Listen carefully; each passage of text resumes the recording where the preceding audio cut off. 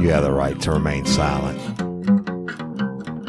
Anything you say can and will be used against you in a court of law. You have the right to an attorney prior to and during questioning. If you can't afford one, the court will appoint one for you.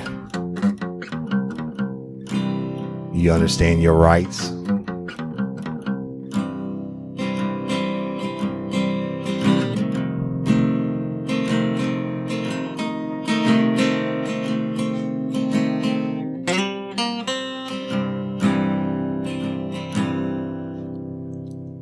Warning.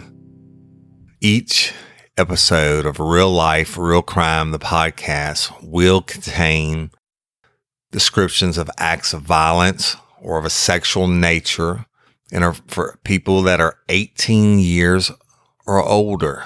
Heed my warning, people. I do not get the facts of these cases off the internet or from some television show. These facts I'm retelling were presented to me by the victims of the crime or the perpetrators who committed the crimes. My descriptions of the crime scenes are what I saw with my own two eyes. If you are going to get offended, turn this podcast off now. Thank you. Hello, everybody. Welcome to this episode of Real Life, Real Crime, the podcast. And I'm your host, Woody Overton. And joining me for the fourth week in a row, my co-host, Jim, the Hitman Rathmann. What's up, Jim? What's going on, 28? How you doing tonight? I'm doing well. Y'all, so here we go again. Part 4 on who murdered Courtney Coco. And we're going to get our standard apology for any sound issues or whatever out of the way. I mean, I've literally been on the road. I hadn't got off the road and we just don't have time to edit it and do all that fancy stuff. Now, Jim has been doing what Jim does best. And I know he has over 2,000 pages of documents that, in his possession now, and he's been going through things. And what you're getting when you get it unedited like this with the homes and me not having a script or an outline or anything to go by, or Jim not having to go by, I told Jim this earlier today. It's almost like we're sitting in the detective office back in the day, kicking it, planning on what we're doing, right, Jim? Oh, without a doubt. That's the best way to do it, are those, we refer to them as jam sessions. That's right. So y'all really are getting in on a jam session on what we've done and where we're going on this episode. But it's a lot, y'all. So again, we'll apologize ahead of time for any editing issues or sound issues. And, if it bothers you that much, I guess you can just go away. But what's important is Courtney Coco and who murdered her. All right. So Jim has found a plethora of different things, and just and y'all lifers have sharing and doing what you're doing. Man, we've been getting some monster tips, huh, Jim? We have. We've gotten some really good tips, things that have actually kind of helped connect the dots in some areas, or just to give you different ideas and thoughts of what way to take the case. But I've been doing a lot of digging, a lot of research, and then Woody and I will get into it later on. But let's just say I found some shit. Yeah, we've found a lot of stuff in what he's done. See, y'all, it's kind of like being in a war. And so, first of all, it's not all on one person. It's on many different people of interest, right? So we have to come up with a battle plan on who we would approach first. And some people, you can't just roll up on them and say, hey, we want to talk to you, right? We're not law enforcement anymore. And even if we were law enforcement, we would have to get them past Miranda and not lawyering up. So we have to look at the big picture. And that's where Jim does his matrices and puts the puzzle together. And we say, okay, he says, okay, Woody, look, we got this and this and this. Let's figure it out. How we want to approach it, who we want to approach first, who we want to try to exclude first as suspects, et cetera. And so it's just a lot that goes into it and a lot of planning and stuff. And so you're not going to get everything in probably 10 episodes, but we're going to tell you, piece by piece, some of the things that we have done and that have happened, but keeping in mind that that's not all that we've done. We've done volumes more. Well, I mean, what he's saying is basically like, yeah, I'll come up with a matrix and I'll come up with different ways of what we need to do, but Woody and I will get on the phone and probably spend 45 minutes just talking about all the different ways that why this next move can either be positive or negative. And is this the right person we go to, or do we need to go this way? And we will literally talk about every single scenario, what could go right, what could go wrong, and hammer that out so that way we know the next move we're making is the right move. Right. As you can't go too fast. You have to take your time and be very methodical about what you're doing. And those are a lot of the jam sessions we have that you guys haven't had the chance to hear yet. Maybe you will hear soon. Yeah, and a very important aspect of that is on how to approach them. Each person, it's almost like doing profile on them and figuring them out and figure out if you have to approach them soft or hard or whatever. So, but it's just a lot. And so we're going to tell you what happens on today's episode. Just know that we are weeks ahead in this investigation, and we are going to do it, or we're going to die trying. So, without a doubt. All right, so let's go. And Jim, just jump in whenever you want. On a natural investigation, y'all, homicide investigation, you have a body, then you are going to almost always start with the people that are closest to the victim to rule them out, right? I mean, because it's a proven fact, most homicides are, committed by people who know each other. So on this case, Courtney is found in Winnie, Texas, and about the identification of the body, et cetera.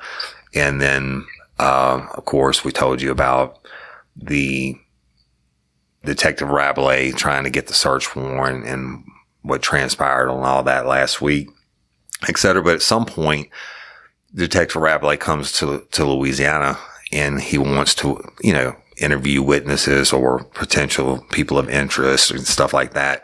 But when I talked to Rabelais, he said, hey, I had to start with the family, right? I mean, straight up. And I was like, yeah, always. But we know Stephanie, the mom, was at the hunting camp with her husband and some friends, Mr. Bobby and some friends. And they got to her and pretty much excluded her pretty fast. She did submit to a voice stress analyzer test, and I'm going to get to that in just a second. And of course, she passed it with flying colors, and so she was exonerated. Now, voice stress analyzer, that is what is purportedly a lie detection device, okay? Totally different thing than a polygraph. Now, in 2004, I still don't think they have it to this day, anybody could buy a voice stress analyzer, we'll call it the VSA, and run it.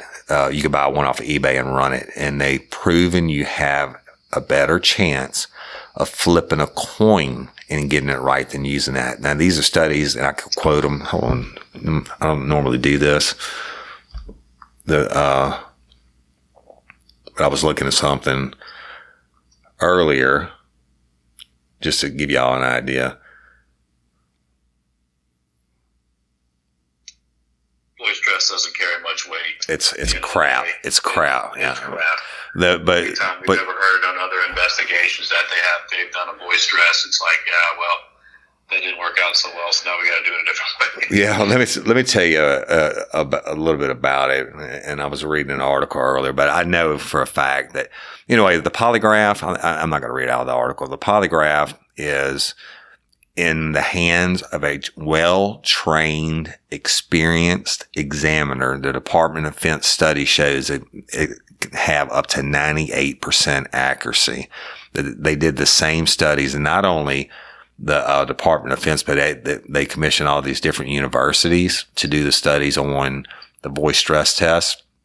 And the studies went from straight out flat unreliable to all of them said you had less than a 50% chance. You have a better chance of flipping a coin and getting it right than you have a less than 50% chance of getting it right on a voice stress test. All right. Why am I going there? When Stephanie, they brought her in, and gave her the voice stress test, she's passed, right? Well, then this week I had a chance to meet one of Courtney's sisters, and it was important. It was a natural progression in her investigation, right, Jim? And It was. And as it was back in the day, and there's some reasons for it. But the sister went over to Stephanie's house when she got the call about Courtney's body being there. And she got there, and the detective Cedric Green, was at the table talking to the family members by this time. And a person of interest came up, and the sister said, I know where he lives. And Cedric Green asked her and her boyfriend to go get the address off the house. I don't know why. But anyway, a couple days later, she gets, I think after the funeral, the sister gets a call from Cedric Green, and he said, hey, I need you to come in and talk to me. We have some information in Courtney's case. It's new information. I need you to come down here right now. And she said, Woody, I was like, okay, I mean, hell yeah, I want to know. So she called her mom and said, hey, Detective Green called me and said that he has, new information in Courtney's case. Are you coming down there? And she was like, well, he didn't call me. And anyway, she goes to the police station, and Green brings her in straight into a room with a polygraph and a polygraph examiner. And Green starts to question her and saying, hey, did you kill Courtney? And you better confess, and all this stuff, right? Well, evidently Green went aboard her for a long time, like for hours. And then it came time for the polygraph examiner to administer the test. And she was so wigged out by the time they put the actual components on her. You have the two tubes, one goes across your upper chest and one goes across your abdomen. And then, the finger plates, the measure skin sweat, and then the arm pressure cuff, etc. And she said, Woody, Green didn't let me have a sip of water. She said he was all over me for this whole amount of time, and kept asking me, did I kill my sister? And she said, when they put that stuff on me, she said, I freaked out. I tore it off, and I said, the hell with this. I'm not doing this. And she said, as she went to the door, the Green tells her, if you don't come back in the morning at 9 a.m., it's going to look like you murdered your sister. All right. So how do we know this? I'm talking to the sister. Now, when I went to Texas and talked to Rabelais, he confirmed that part of the story. But he said he wasn't in Louisiana. Green was supposedly handling things. Green calls him and says, she refuses to take the polygraph. She refuses to take the polygraph, and, we need to be on her, et cetera, et cetera.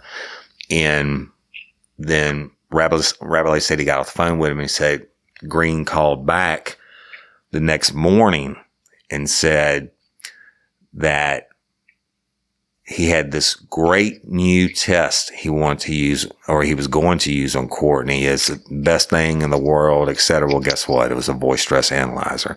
And he calls Rabelais back and says, look, she took the voice stress analyzer test and she failed miserably. And Rabelais was like, okay, I mean, maybe there's something to this, right? Well, when I was meeting with the sister, and as Jim knows, the progression was because of what Rabelais had told us about her. And first of all, Green said she refused to take a polygraph, and then she failed voice stress test. Well, hell, we got to go talk to her, right, Jim? Absolutely. That's just the next steps. You have to do it. And now he tricked her into going in the first day by saying that it was new information. He didn't say anything about a polygraph. She gets in there. Let me tell you something. To be honest with y'all, the studies do show the voice stress test. The one thing they do have going for it, that like 10% more of the people will actually tell the truth when the device is set up in the room, because it scares them, right? But I talked to the sister in depth, and I spent a couple hours with her the first day, and she was very cooperative. She's still very, very distraught and very upset, but she tells me what really happened. She said she left that day when she was so upset, and she called a family member that was high up in law enforcement and told him what happened.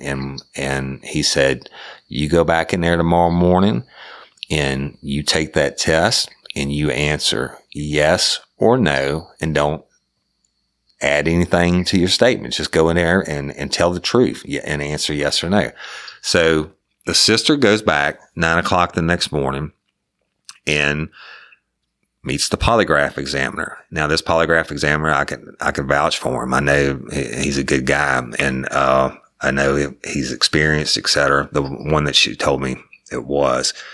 And and he treated her fairly, and he went through the whole testing procedure and all that. You're not supposed to try to jack somebody up hard and saying, did you, before you give them a polygraph and say you murdered your sister and you need to confess. That's not how it works. A polygraph, you go through the process, and then if they pass the test, then you exclude them. But if they don't pass, then you get into the interrogation phase, right?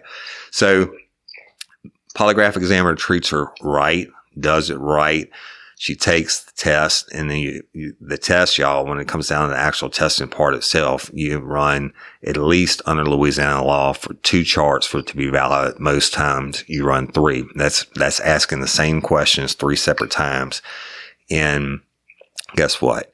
She gets done with the polygraph, and the polygraph examiner tells her immediately, he said her first name, and he said, I know you had absolutely nothing to do with Courtney's murder. Beyond a shadow of a doubt, you passed the polygraph.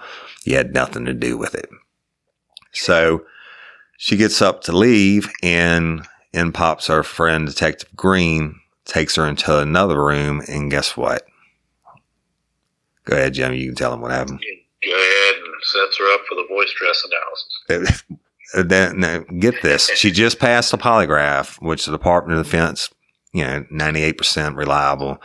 And the same studies, Department of Defense show that voice stress is less than 50% chance. But why would you take her? Why would you even get her to submit to a polygraph? Shit, a polygraph process is 1.5 to 3 hours at a minimum. It's not like the Maury Povich show, right? I'm serious. It's a tough process. And so she comes back in voluntarily because someone she trusts told her, just go in there and tell the damn truth and answer yes or no. And which was the right thing to do. Right. And I absolutely agree with it. But she goes in, she submits herself, and it's a grueling process to a real polygraph examination. And the examiner, who is very well respected, tells her, no doubt in my mind, you didn't have anything to do with it. Now, I can't, this is probably speculation. Absolutely, it is speculation on my part, but 9 times out of 10 in a criminal investigation like that, there's a two-way mirror, and Green and them would have been sitting on the other side watching for the results. But either or, he damn well knew she passed a real polygraph test. Wasn't letting it go. Takes her in for a voice stress test, and she said they ran 2 of them on me. And I said, well, what happened at the end of it? She said, nothing. I said, what do you mean? I said, they didn't question you or anything? She said, no, they told me I passed it. And I was like, okay, here we go again. And I'm about to say a bad curse word. Y'all, it is not bashing police if you are doing bad shit. It's telling facts. Okay. And we, just like the last couple of weeks, and can't seem to get away from the actions of this dude. Right. So it brings her in.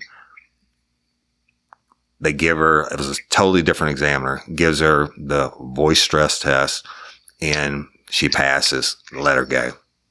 He gets on the phone, immediately calls Detective Rabelais and says she failed the voice stress test and she failed it miserably. Not only did he lie about that, he lied by omission and never told Rabelais that she took a real polygraph, consented to it, took it, and passed it. And I know that for a fact because I confirmed it was Detective Rabelais myself. So we're right back at it. I mean, Jim, you got to help me, dude, because I know here's the deal, y'all. We, believe it or not, we bleed blue. We came up, we dedicated our lives to law enforcement. And to have to sit here and talk about what's supposed to be a brother officer just pisses me off. But what really pisses me off is how these things were handled. And Jim, say something about it, because I'm going to get on a fucking rant.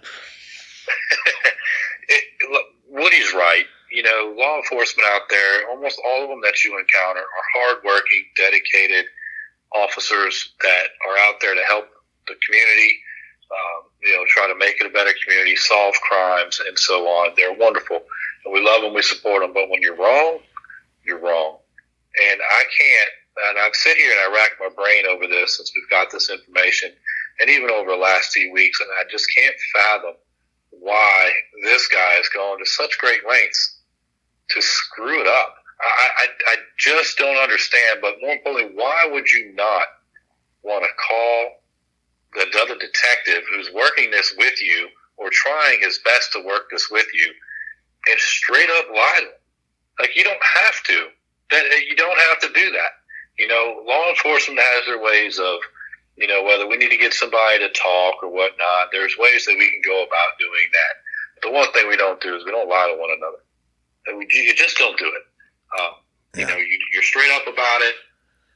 I just don't know why this particular detective continues to just show that he is, in my opinion, I mean, look, honestly, if I as much sneeze with that PD, I want someone else investigating it if something were to happen to me. I mean, it's at that level.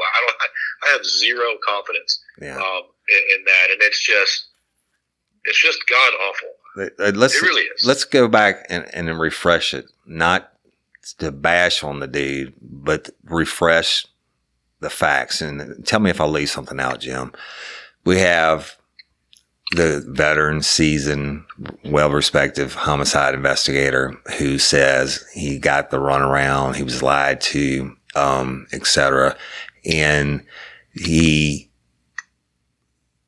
first of all starting off with a search warrant and taking 3 days to get a search warrant in a homicide investigation, which is just mind-boggling. Then we'll go to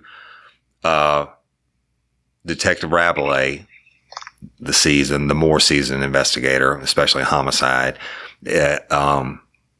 asking Detective Green about the search, what the items they collected off the search warrant, and he said, we didn't get anything. We didn't get anything. The DNA test took like one pair of blue jeans or whatever it was. One item of clothing can't be tested. Well, we know that's a lie. And we told you all the items they took from the house last week. what else? Oh, the phone records, the person of interest. You tell them about that, Jim. I mean, there was multiple phone calls that were made in the early morning hours after, and never once did he bother to tell Detective Rabelais about that, who had the ability at that time to track down those people and, that were off of that phone list. Yeah. Talk about a critical piece of information that could have helped him out.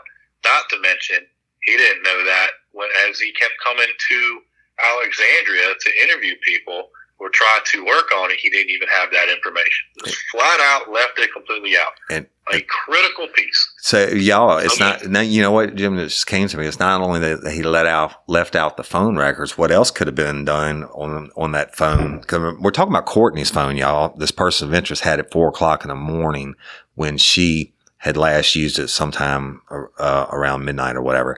And this person of interest said that she wasn't with her.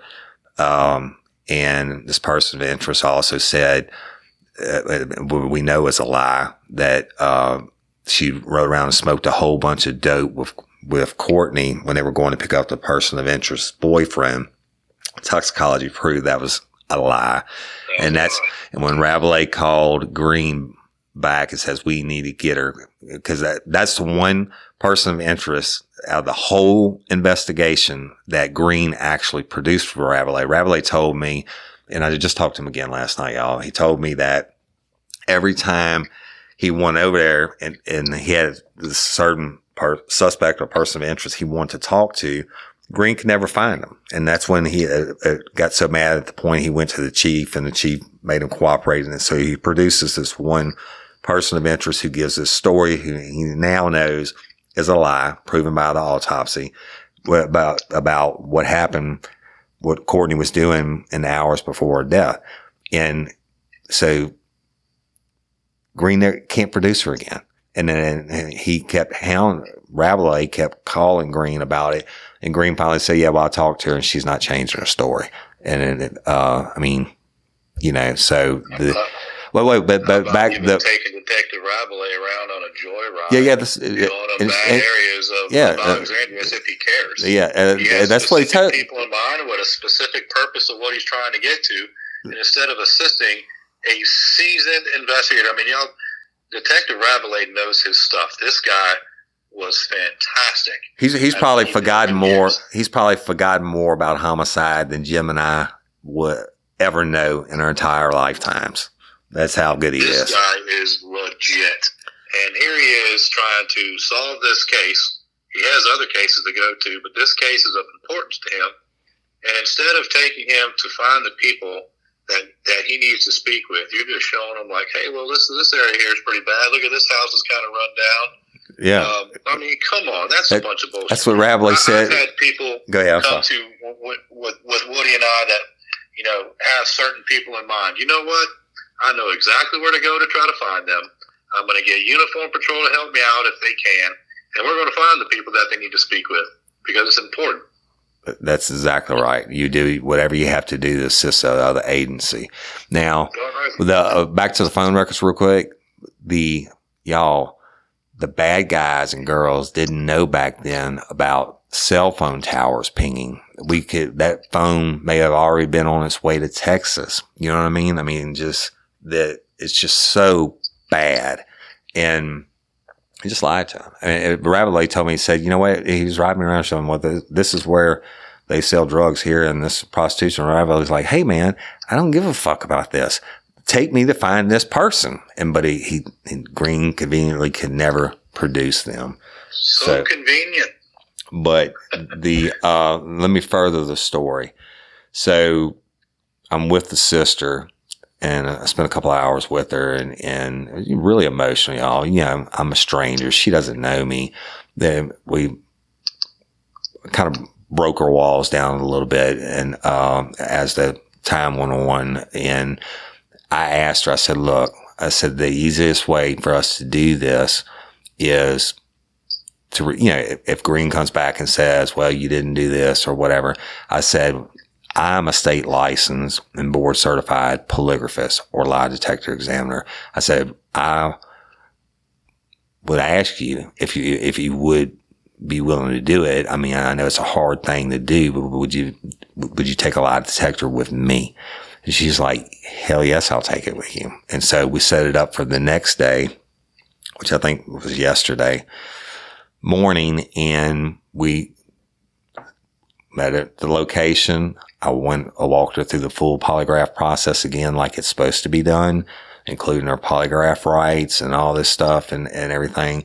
The explanation, how it went, but then we had to define the questions, or what we call the relevant questions. And the relevant questions we came up with were R1, we'll call it relevant 1, was, did you kill Courtney Coco? And of course her answer was no. Relevant 2, did you participate in any way in the death? I didn't say that, I'm sorry, in the murder of Courtney Coco. And we defined participation as she helped hold her down while they were strangling her, or helped move the body, or anything like that, right? Tell them, Courtney's door was unlocked or something so they could go in and kill her. Any type of participation. And her answer was no. I asked her, did you leave Courtney's body in Winnie, Texas? Her answer was no. And I ran 3 charts, and I collected and scored the data, and the possible outcomes of the test could be inconclusive. There's not enough data to score. No deception indicated, which means you're telling the truth about the questions. Deception indicated, which means you're lying about one or more of the question, or no opinion, if I catch you trying to cheat or using a countermeasure, or, you just won't cooperate and follow my instructions. Well, she was a great examinee, and guess what? No big shocker. No deception indicated to all the relevant questions. This girl had nothing to do with Courtney's murder, and I staked my career on it. Agreed. Let me tell you guys a little something about Woody and his polygraph too. There's a reason why. Woody is so good at what he does with polygraphs. If he says that this person is telling the truth and it's verified with his polygraph, I will take it. I will put everything that I own on that, because I know it's true. I've seen federal agencies ask him to help out with polygraphs. I've seen numerous law enforcement agencies ask him. You're talking about some of the most sensitive of cases, and they've come to him every single time. Why? Because he is going to get it absolutely right. So I have no doubt whatsoever that that was a very successful polygraph. I appreciate that. But a big part on the polygraph, y'all, if they do show deception indicated, is getting a confession, using the polygraph to elicit a confession out of the person, right? But it wasn't necessary in this case. It's hard to pass somebody on a polygraph, especially when you're asking them, did they kill their own sister? And she's sitting there taking the test, crying. When I asked her, did you kill Courtney Coco? She's crying. But of course, she has her instructions on how she has to sit and answer and be still, etc. But she's answering it. She's doing it because she loves her sister. And let me tell you something. She was really, really close with Courtney, close in age. And they live right down the street from each other. They did everything together. They worked together every day.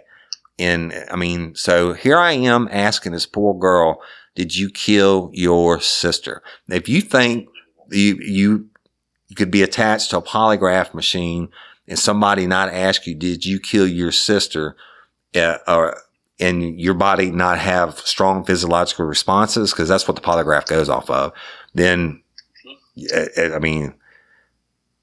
but the other questions I had to put in the test, the relevant questions are scored against, it's called setting a psychological set. They have to be equally as important to the person, and it did it. But y'all, on a murder case, I've seen when you ask the question and they answer, and like the lines shoot up off the page, or you can't even see them on the computer screen anymore, right?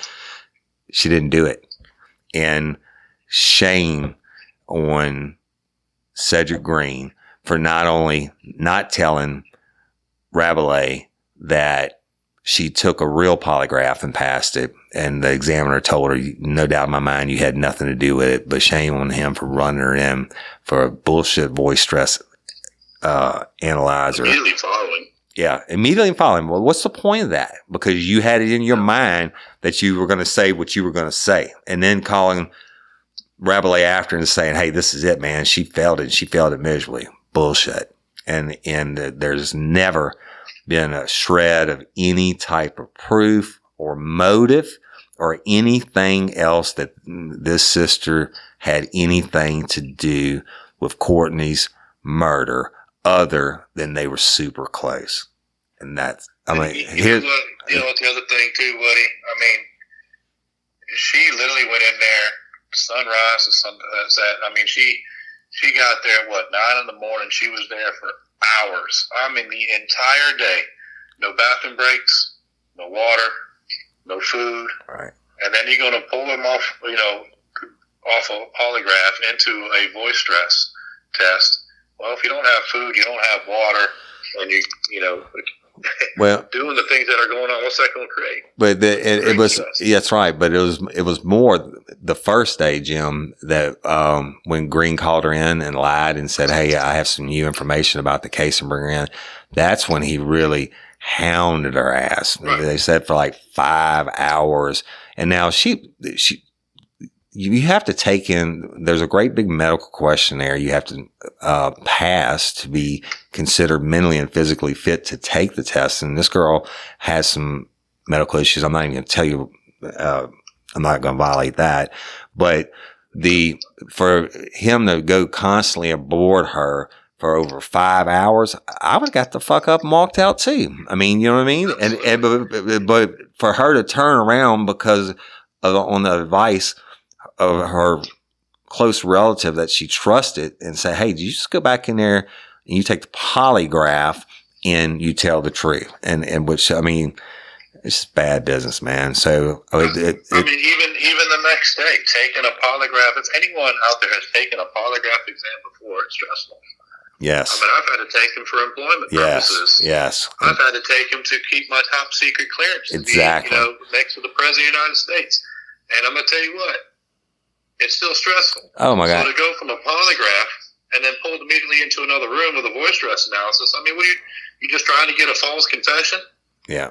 Well, again, I've given thousands of tests and every time I have to take one to this day, even though I haven't done anything wrong, I'm sweating. I have my butterflies in my stomach, et cetera. I know the whole process and whatever, right? But anyway, the natural progression of this case, as it should have been, was to exclude Stephanie, the mother, first, and Mr. Bobby. And then, certainly we would have taken a look at the sister because of the closeness and, maybe some things they're doing or not doing, whatever.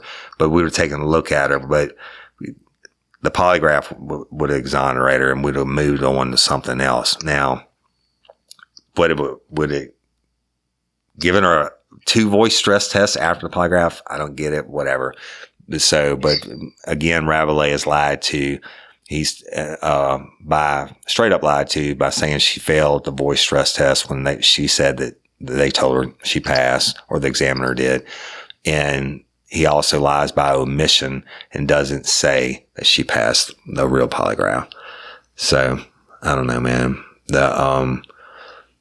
And y'all, we're going to stop on where the investigation part right now, because we need to talk about as to what we've done, because we need to talk about other stuff, right, Joan? A few more things.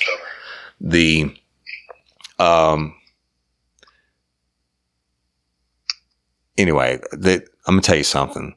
Some shit's about to go down, and next week it's going to be nuclear. And I just want to tell you this. I mentioned several times on the polygraph last week that I thought we were going to have a meeting with Alexandria PD's higher ups. I was even told one time that their lawyers would be there or whatever. I didn't care. I mean, I wasn't like I was going in to interview him about the podcast, and I wasn't. I was going to go in as an ex-law enforcement officer and say, hey, you know what? I wasn't going to record them, period. And I would go off the record and tell them, hey, you know what? Here are all these things. These dots or treble, what do you want to call it, Jim? Shit. Here's all this evidence of facts and things that have been done wrong. And I'm talking about, it looks bad. It looks really bad. If I was high up at Alexandria PD, you damn well better believe that I'd be getting my ducks in a row, right? Well, guess what? Go ahead, yeah. No, I mean, I know it seems like we're like we've said it 1,000 times before. There's a lot of good law enforcement out there, and we're not by any means saying that all of the PD or all the sheriff's officers are bad. Most of the people are great, and we're not trying to make the department there look stupid. But my God, they are making it so freaking easy right now to make them look stupid, because they really did a terrible job. And I've lost all respect for Detective Green, flat out. Sorry, it is what it is. I have zero respect for what you've done. It's just terrible and shameful. You should be ashamed of yourself, to be quite honest. And, I'm just starting to wonder at some point. I mean, it's embarrassing. Yeah. And I know that if I ran a department, I would be super pissed that this is what I put out into the field. This is what I thought was somebody doing a great job. What the hell kind of a great job did you do? You left crumbs and a mess everywhere. Yeah. So what did you exactly do? I mean, I don't get it. If I ran my platoon in Afghanistan like this, I wouldn't have anybody to bring home. That's right, Dad. I'll be dead. At some point or another, you got to lead from the front, and you got to show them how it's done. That's why you're in the top spot. So if you know that this is what's going on, tighten it the hell up and get it right. And if this is all the stuff that's been left, you need to figure this out and get on it. That's period. Yeah. And the deal was, y'all, the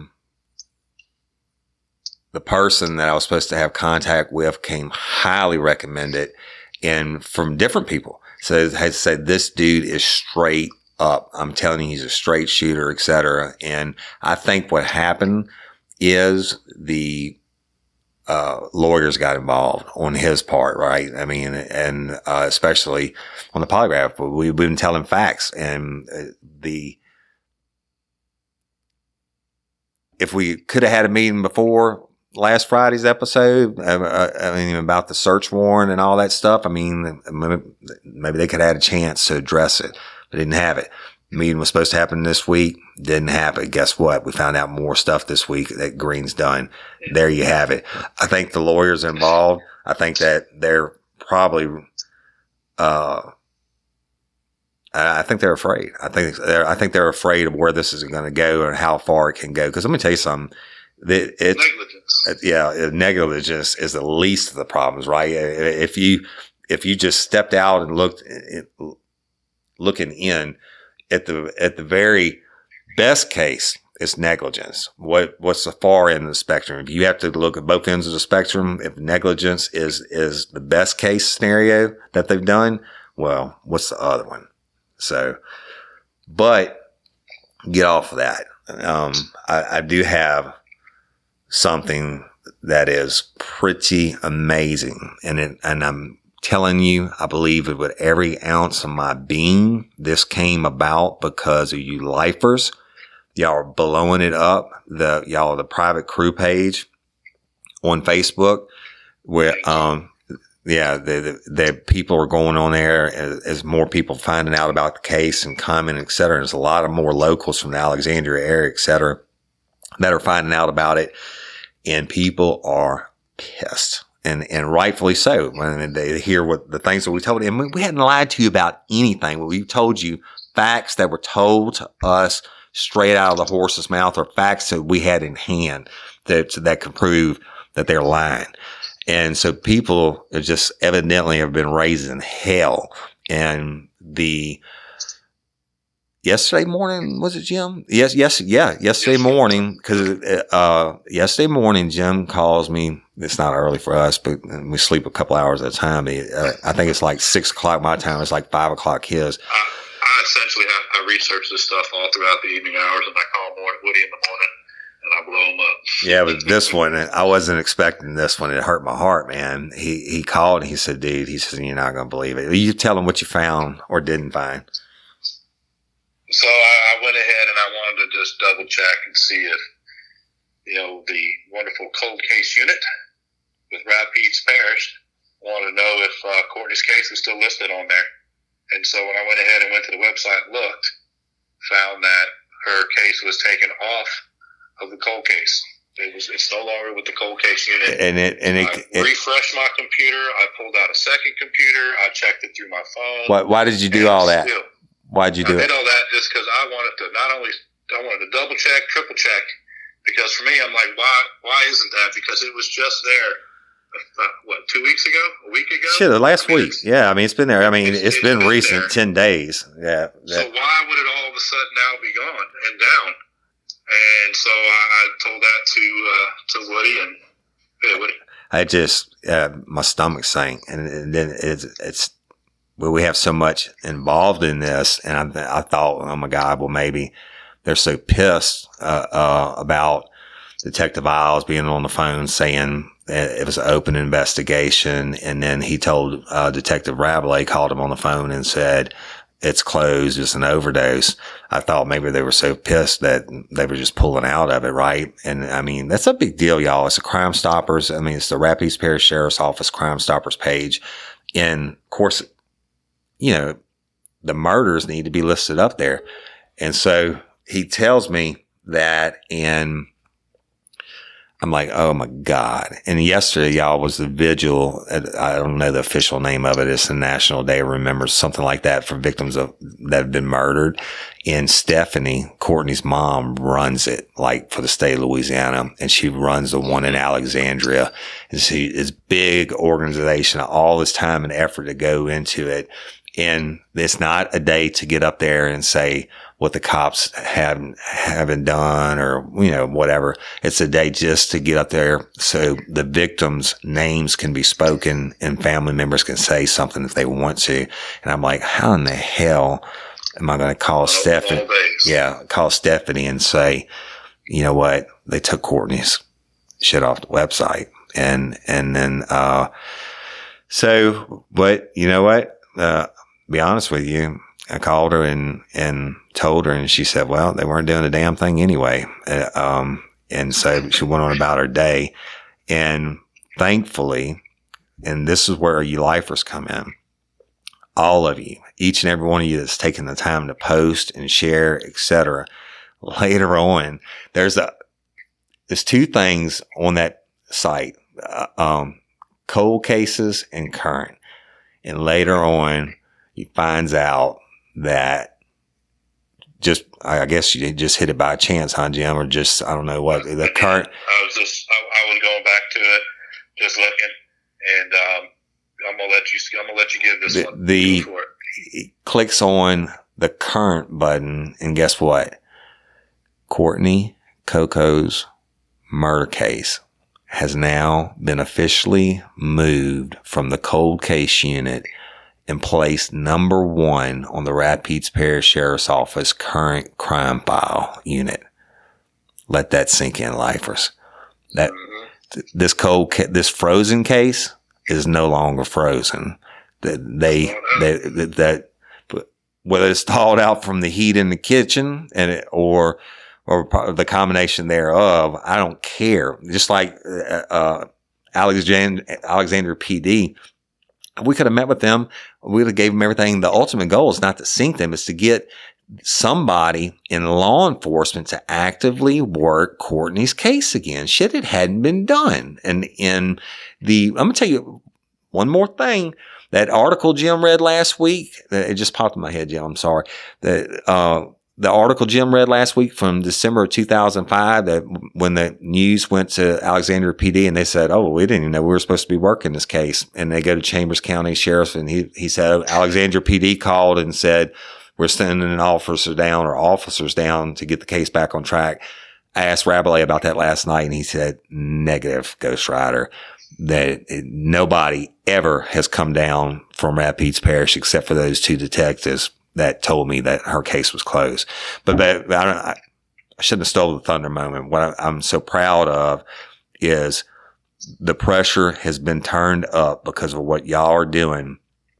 That it doesn't matter how small the gesture, whether you leave a comment, you share a post, and the family members are no longer being quiet. They've been told for almost 15 years, oh no, don't say anything to anybody about it. Just keep quiet. You don't want to mess up the investigation. Well, guess what? They're coming out now too, Jack, and they're putting posts, and it's powerful. And so the liking and the sharing, and hey, your patron members that are contributing, and you people who are making the donations to help us stay and put this kind of time and effort in. Hell, I hadn't been home in almost a month, in more than 8 hours. And, it's those little things that y'all are doing that are pushing this case forward. And officially, it's no longer a cold case. It's listed number 1 under current cases. So that's big time, big time. Absolutely. Woody and I, we promised this family to get answers. And dang it, we're going to find the answers. Yeah. We will either going to find them on our own, or we were willing to help. I mean, yeah. At the end of the day, go ahead. That's right. I'm sorry about cutting you off. I don't care who solves it. I don't care if Alexandria PD pulls out a golden boy now who actually wants to do the job and they run with it. I don't care if it's Rapides Parish Sheriff's Office. I don't care if it's Jim Rye. Or if we have to take it to somebody else, like the state police. That's right, state or the FBI, because of things that have been done or haven't been done. And that option is on the table, Jack. I don't care who does it. I want to sit there with Jim or stand there in front of that family and tell them Courtney's murder has been solved. The bastards are under arrest. Absolutely. That's going to be the greatest moment. I'm going to tell you, you want to talk about a family that's been through a lot. Oh, my God. 15 years they have endured constant lies, in my opinion. It is lies. Between the lies, between false hopes. False hopes, to ignoring phone calls, to talking them away from taking any further action. It's like they played this family as if this family is stupid. And let me tell you something, they are not. The farthest thing from it. Family, that's right. And they have worked their tails off on their own and have put together some much appreciated notes that I have access to, that I've been combing through every single day. This family has done their homework, and they want answers. They love their daughter. They love their family member. Oh, my God. And they have absolutely worked their tails off to try to get this, and all they needed was somebody to help them out. Somebody that, and you would think that your local police department or sheriff's office would actually have helped them, but instead they got the opposite for whatever reason. We're gonna find out. Yep, and that's right. And this family is something really special, and it's not just the mom and the dad, Mr. Bobby. It's the aunts, the cousins. They all gave birth to Courtney. I mean, Miss Anna, the grandma. Oh my gosh. It's like every one of them gave birth to them. That's how much love and passion is in this case. And I'm telling you something, that it's coming. And I'm going to go ahead and lay down the gauntlet again. Hey, if you think that we're just sitting here and it's week 4 and we're just now getting to the mom and daughter, bad guys and bad girls, guess what? We're way ahead of you bitches, and we're way ahead of you, and your sugar's fixing to turn to shit because we're coming, Jack, and we know stuff.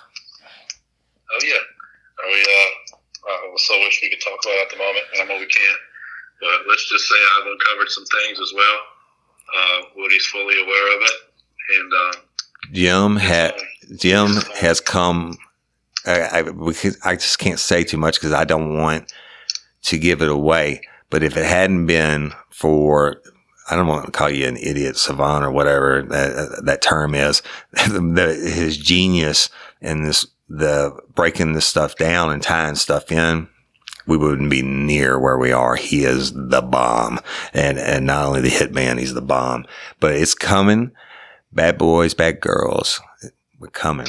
And so we're way ahead of where you think we are.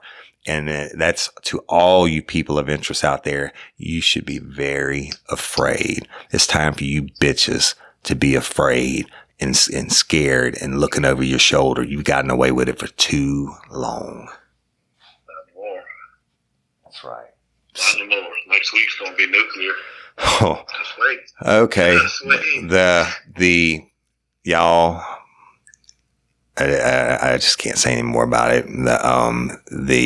I don't want to give anything away or give anybody any chance to help anybody or whatever, but people, you know who you are, and you think we're bullshitting, just wait. So fans, lifers, patrons, people who are listening for the first time, we love and appreciate each and every one of y'all. Our growth rate is phenomenal. And I don't know if a lot of y'all know this, but we were nominated, by the People's Choice for, in 3 different categories for podcast awards. And the first category was People's Choice Podcast of the Year. And the second category was podcast for society and culture.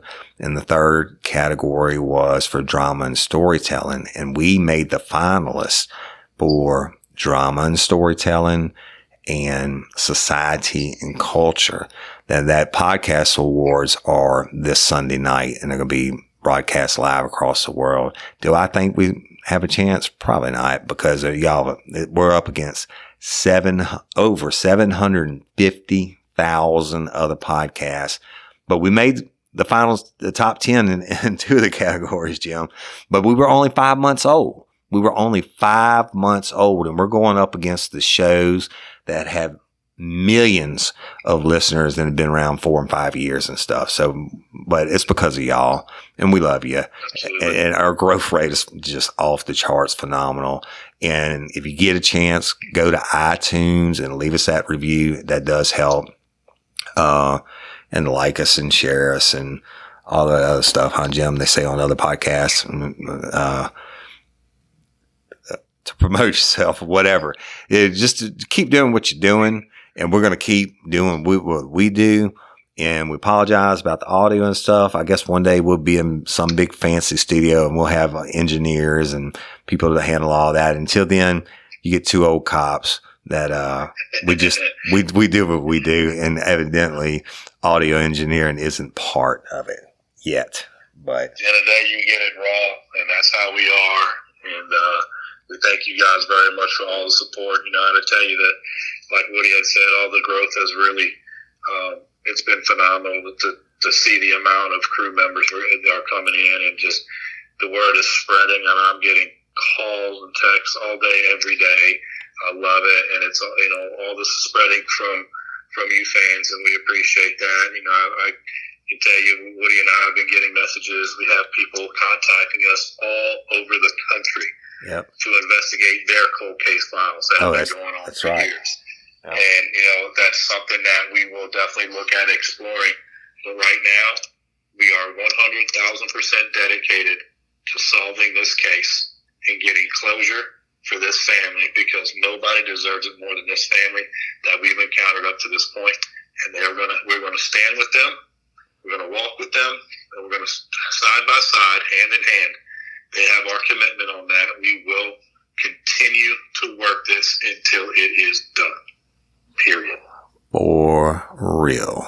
So y'all continue to like and share and do all that podcast stuff. And y'all are the ones that are making it such a success. And you're the reasons that we're getting all these comments. And look, we've gotten some tips on it. Yeah, don't forget about the tip line and stuff. I guess I should have had notes to tell y'all what to look for or whatnot. Anyway, we got a ton of tips on the tip lines. And believe it or not, I'm going to divulge just a little bit, Jim, before we go. A couple of them came in about the same topic that had nothing to do or that were anywhere on the radar in my mind or Jim's mind or the family's mind or anybody's mind. And Jim was able to go connect the dots from different people calling in on the hotline. And now we have another person of interest. So y'all's tips are huge. Absolutely. Except I'm maybe going to give you that information. Go ahead. Go ahead. I'm going to give that information. You can either call or text area code 225-395-1302. We'll give you that number one more time. 225-395-1302. Or you can email Woody at Real Life Real Crime or Jim at realliferealcrime.com. So I forgot to add that .com to it. Well, we want to hear from you. For those of you that have been sending in information, it's wonderful. Thank you. Hey, and if we don't respond to every single one of you, I promise you every one of them is read. Sometimes it's such a volume of information, y'all, that we only have time enough to read them. And if something we already know, we're certainly appreciative. If we have time to respond, what we do. And but we take every single tip serious. We have to, you never know. So you can never just read something and be like, oh, this can't be it. Well, you have to actually physically verify the information or find the link or find something to either include it or exclude it.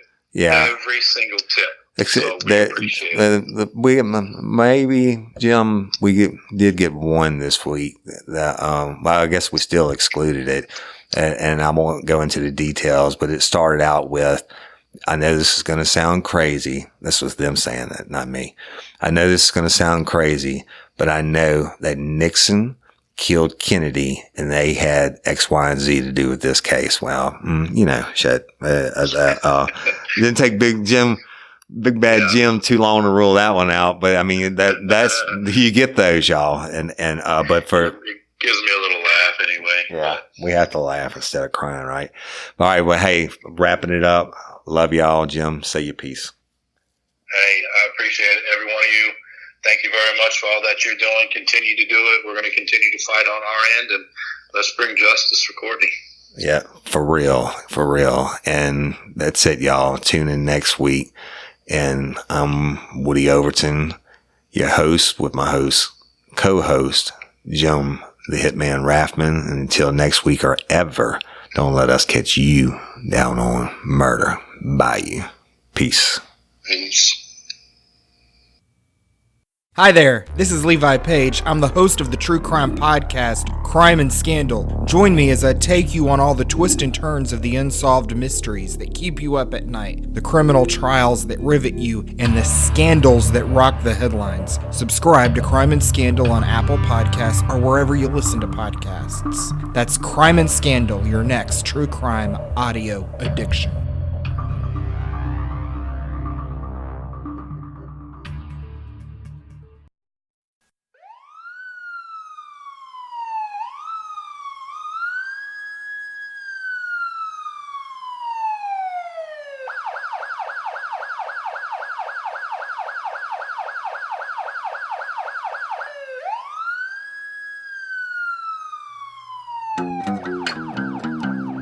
You have the right to remain silent.